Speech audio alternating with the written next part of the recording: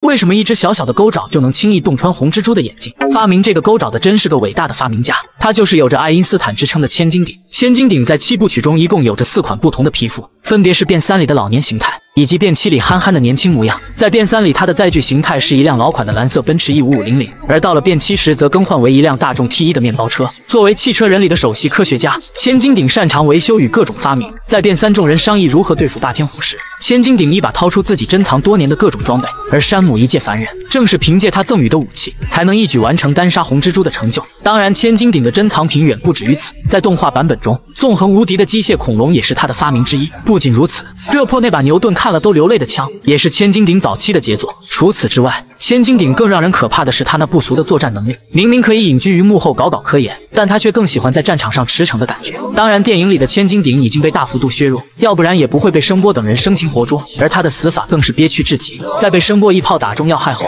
一旁的路障接着再补上一枪，至此一代天才就此陨落。